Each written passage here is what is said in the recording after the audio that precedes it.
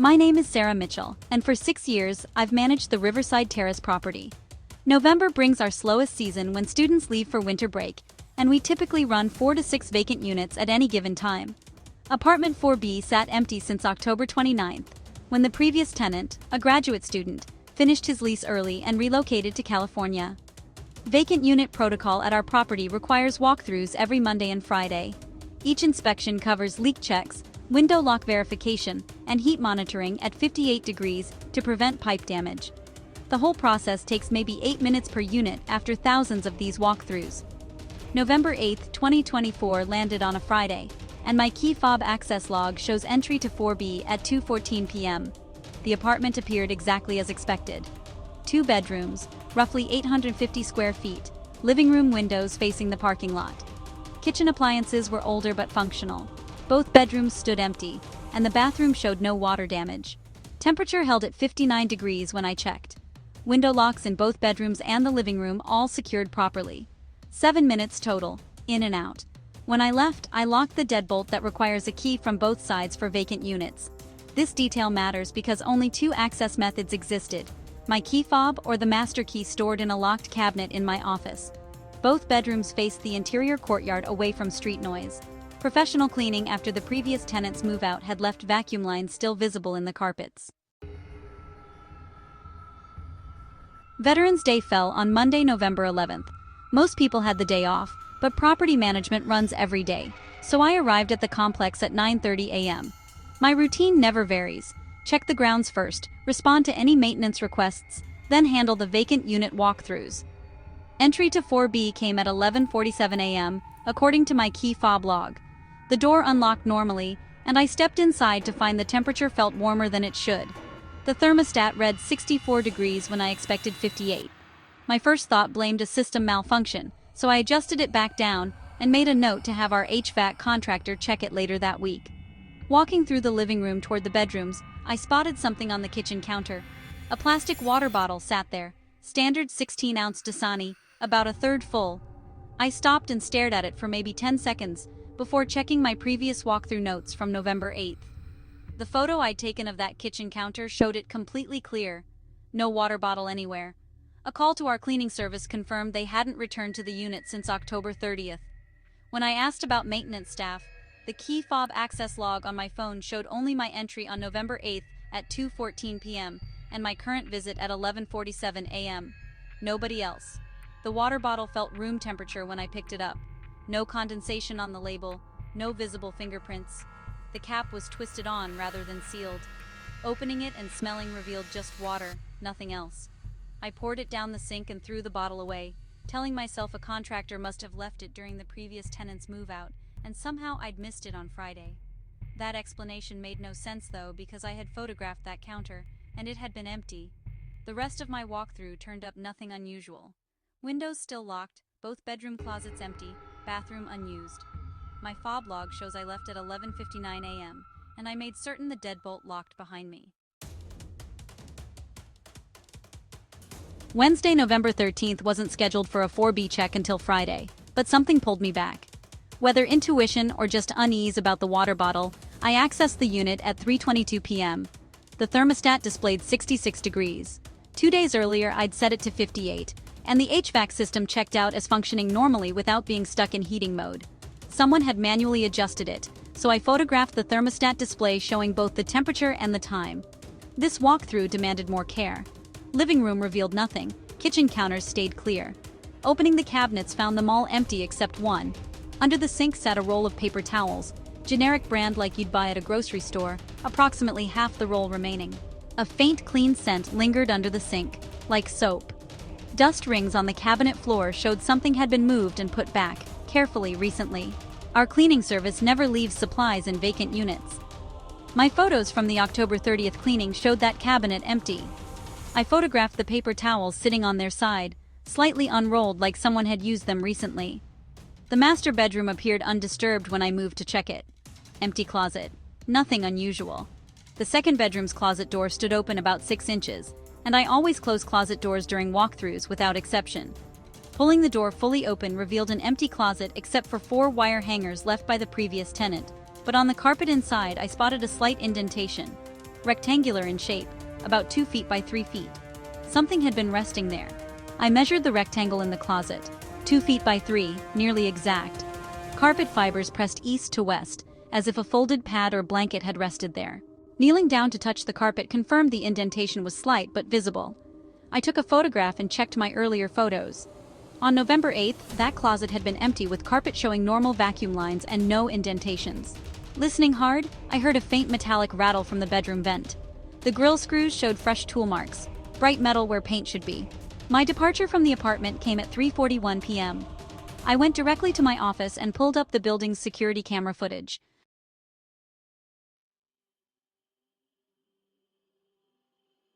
Six security cameras cover Riverside Terrace, 2 on the parking lot, 1 on the main entrance, 1 on the interior courtyard, and 2 on the hallways for floors 1, 2, and floors 3, 4. Apartment 4B sits on the 4th floor where the hallway camera maintains a clear view of the door from approximately 40 feet away. Review of footage started from November 8th at 2:21 p.m., right after I'd left the unit following my walkthrough. Nothing unusual appeared, no one approached the door. Fast forwarding through Friday evening, Friday night, all day Saturday showed normal hallway traffic. Residents coming and going, someone carrying laundry, a food delivery to 4D. Sunday, November 10th, 1:47 a.m., brought a figure into the hallway. Night vision mode turned everything grayscale. The person wore a dark hooded jacket, jeans, and what looked like work boots. Medium build, approximately 5'10". Face completely obscured by the hood, head kept down the entire time. The figure walked directly to apartment 4B and stood in front of the door for approximately 8 seconds before the door opened. They stepped inside at timestamp 1:47:33 a.m. and closed the door behind them. My chest tightened. Checking the key fob access log again confirmed no entries between my visit on November 8th and my visit on November 11th. The door had opened without any fob being used, which meant either a physical key or the door had been left unlocked. I knew I'd locked it though. Always. Continued watching showed the figure remaining inside 4B for approximately 1 hour and 17 minutes. At 3:04 a.m. the door opened again, the figure exited, walked down the hallway toward the stairwell, and disappeared from the camera's view. The stairwell camera showed nothing, meaning they either took the elevator or the angle was wrong. Monday, November 11th.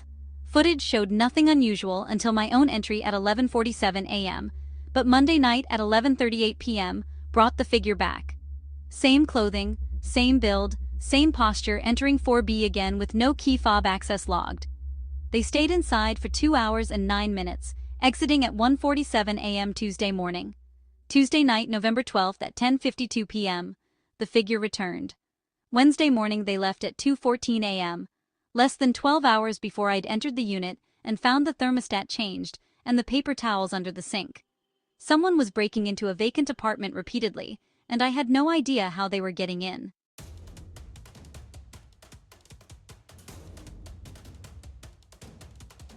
A call to the Eugene Police Department non-emergency line went out at 4:15 p.m. on November 13th. Explaining the situation to the dispatcher, covered repeated unauthorized entry, no signs of forced entry, and security footage of an unidentified individual. She took my information and said an officer would follow up. Officer Martinez arrived at 6:40 p.m. I showed him the security footage, the photos of the water bottle, the paper towels, the carpet indentation, the thermostat readings. The key fob access logs proved no official entry had occurred during the times the figure appeared on camera. His first question asked if I'd checked the locks. We went to 4B together and I unlocked the door with my key fob at 6:51 p.m. Stepping inside brought an immediate awareness of something off.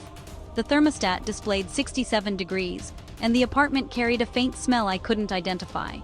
Not food, not cleaning products. Something else entirely.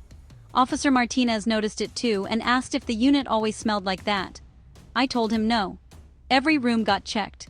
Living room stayed undisturbed, kitchen counters remained clear. But when Officer Martinez opened the cabinet under the sink, the paper towels were gone. The cabinet sat empty. I'd photographed those paper towels 3 hours earlier and showed him the photo on my phone with the timestamp reading 3:27 p.m. He documented it in his report. Moving to the bedrooms revealed the master bedroom closet empty as expected. The second bedroom closet also stood empty, but the carpet indentation looked more pronounced now, like something heavier had been placed there or left for a longer period. Officer Martinez photographed it. Window check showed all locked from the inside. The bathroom check found the shower curtain pulled closed when I always leave shower curtains open in vacant units to prevent mildew. Officer Martinez pulled it back to reveal an empty tub, but 3 strands of dark hair lay near the drain. Short hair, maybe an inch long. I told Officer Martinez the previous tenant had blonde hair from having met him multiple times. These hairs were dark brown or black. Examination of the front door lock by Officer Martinez showed no tampering signs, no scratches on the keyhole, no damage to the frame. When he asked about other keys, I explained our system: key fobs for staff, master keys in a locked cabinet, and when a tenant moves out, their fob gets deactivated. The previous tenant had returned his fob on October 29th, and I had personally deactivated it in the system. Officer Martinez said he would file a report for trespassing and unauthorized entry. They could increase patrols around the building, but without knowing how the person was getting in, not much could be done immediately. He suggested changing the lock, and I agreed to arrange it first thing in the morning. Our departure from the apartment came at 7:33 p.m. I locked the door while Officer Martinez waited, testing it twice to make certain it was secure. He told me to call 911 if I saw the figure again or found any new evidence before leaving at 7:45 p.m. Home brought no sleep that night. Thursday, November 14th at 8 a.m. found me arriving at the complex early. A locksmith was scheduled to meet me at 9:30 a.m. to change the lock on 4B, but before he arrived, I decided to check the apartment one more time. Access to the unit came at 8:17 a.m. The moment the door opened, I knew something had changed. That same unidentifiable smell from the night before hit me, but more concentrated now. Stepping inside slowly, I noticed the thermostat read 70 degrees. Walking toward the kitchen revealed a coffee mug on the counter. White ceramic, no markings, about a third full of what looked like black coffee. Still warm when I touched the side of the mug. Heat radiated through the ceramic. My hands started shaking. Pulling out my phone, I called 911 and told the dispatcher someone was in my building, possibly still in the apartment. She asked if I was in danger. I said I didn't know. She told me to leave the apartment immediately and wait outside while officers were dispatched. Backing toward the door slowly, my eyes scanned the living room, the kitchen, the hallway leading to the bedrooms. No one visible anywhere. Reaching the door, I stepped into the hallway and pulled it shut, then stood with my back against the wall, watching the door, waiting for it to open. It didn't. 2 officers arrived at 8:31 a.m., Martinez and Chen. After I explained what I'd found, they entered the apartment with weapons drawn while I stayed in the hallway. Their voices carried as they announced themselves, checked rooms, opened closet doors. 3 minutes later, they emerged. The apartment was empty, no one hiding in closets or bathrooms, but the coffee mug was real, and Officer Chen photographed it. Window checks again showed all locked from the inside. The fire escape access from the hallway remained locked with the alarm armed. Officer Martinez asked if anyone else had keys to the apartment. Just my fob and the master key in my office, I told him. He asked me to check if the master key was still there. The key cabinet in my office was locked when I reached it. Opening it revealed the master key for 4B in its designated slot where it had been the whole time. The locksmith's arrival at 9:28 a.m. led to a lock change while Officers Martinez and Chen waited. The old lock mechanism showed no signs of tampering or picking, and had functioned normally throughout. Installation of a new deadbolt with a different key configuration left me as the only person with a key to the new lock. Officers Martinez and Chen left at 10:15 a.m. Officer Martinez said they would continue investigating, but had no leads on how the person was accessing the unit. They'd review the security footage from Wednesday night and Thursday morning, increase patrols, and I should call immediately if anything else happened. Locking the new deadbolt, I tested it 3 times.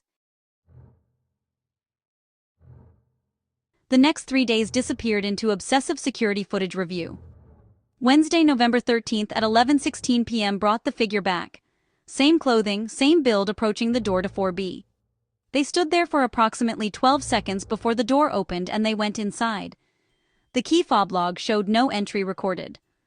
Thursday, November 14th at 2:43 a.m. showed the figure exiting, walking down the hallway toward the stairs and disappearing from view. Less than 6 hours later, I had found the warm coffee mug. Friday, November 15th. No sign of the figure. Saturday, November 16th. Nothing. Sunday, November 17th at 1:03 a.m. brought their return. Watching the footage in real time from my office where I'd started sleeping, monitoring the cameras through the night, I saw them approach the door to 4B. My phone was ready to call 911, but I hesitated because I wanted to see what they would do with the new lock. Standing in front of the door, the figure reached toward the handle. A pause lasted maybe 5 seconds before the door opened and they stepped inside. Calling 911 immediately, I told the dispatcher someone was inside apartment 4B right now. She dispatched officers while I stayed on the line, watching the camera feed as the figure remained inside. 2 minutes passed, 3 minutes, 4 minutes. At 1:09 a.m., 2 police vehicles entered the parking lot and officers approached the building. Meeting them in the lobby, I took them to the 4th floor, where we approached apartment 4B quietly. Officer Martinez tried the handle and found it locked. His loud knock announced, "Police, open the door." No response came. Another knock. "This is the Eugene Police Department. We need you to open the door and step outside." Nothing. Unlocking the door with my key, I watched Officer Martinez push it open before they entered with flashlights and weapons drawn. Standing in the hallway, I listened to them clear each room. Living room clear. Kitchen clear. Bedroom 1 clear. Bedroom 2 clear. Bathroom clear. 90 seconds later they emerged. The apartment was empty, no one inside. Officer Martinez asked if I was certain I'd seen someone enter. Showing him the footage on my phone, he watched the timestamp. 1:03:47 a.m. Figure approaches door. 1:03:52 a.m. Door opens. 1:03:54 a.m. Figure enters and closes door. Our arrival at 1:09 a.m. meant 6 minutes had passed. The person had been inside when we arrived and should still have been inside when the officers entered. Nowhere to hide existed. No windows had been opened, no fire escape accessed, no second exit available. Officer Chen checked the windows again and found all locked from the inside. Closet checks revealed nothing. Behind the shower curtain, nothing. Officer Martinez asked if there was any other way out of the apartment, any access panels, maintenance shafts, crawl spaces. Standard construction, I told him. Drywall, concrete, standard floor plan identical to 11 other units in the building. The officer's departure at 1:47 a.m. came with Officer Martinez saying they would file another report and request additional resources, maybe detective involvement. He looked tired and said he'd never seen anything like this. Instead of returning to my office, I sat in my car in the parking lot until sunrise, watching the 4th floor hallway camera feed on my phone. The door to 4B never opened.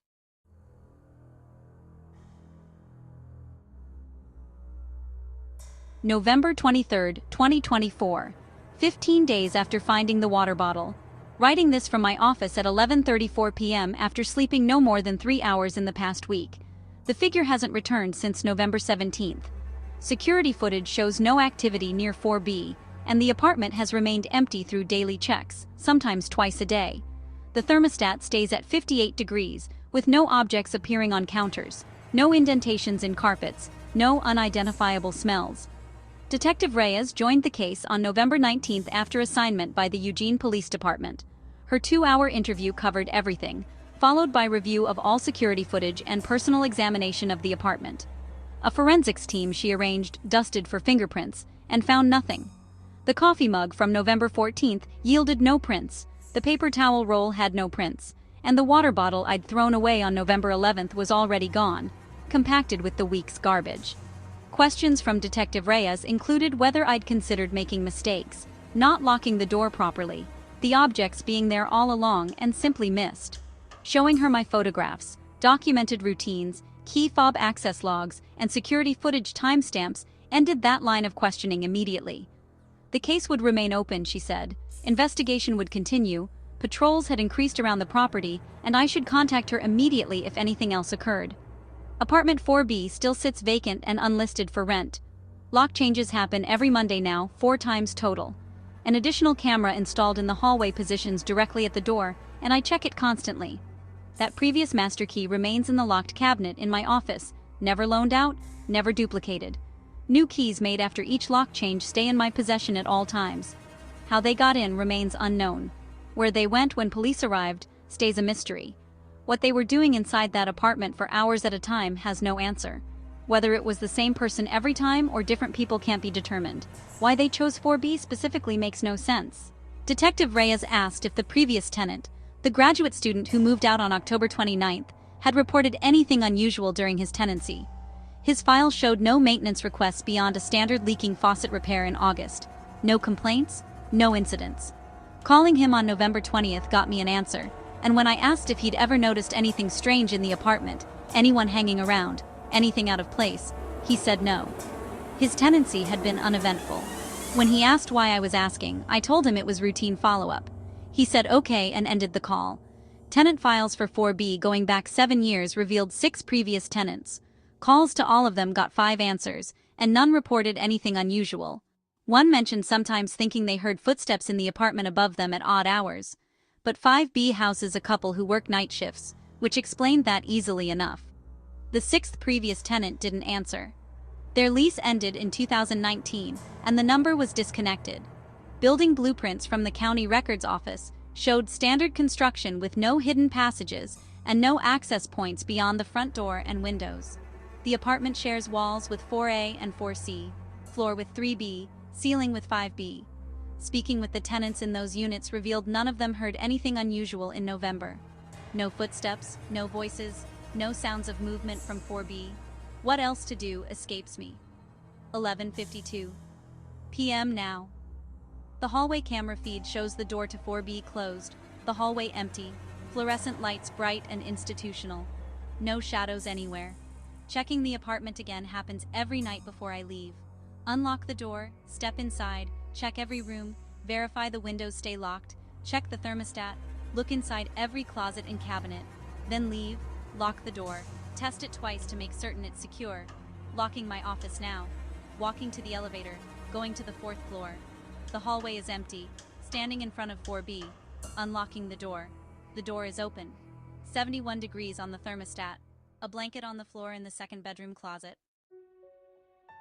Case number 24-19847 remains under investigation by the Eugene Police Department. Anyone with information is encouraged to contact Detective L. Reyes at 541-555 and Crime 47.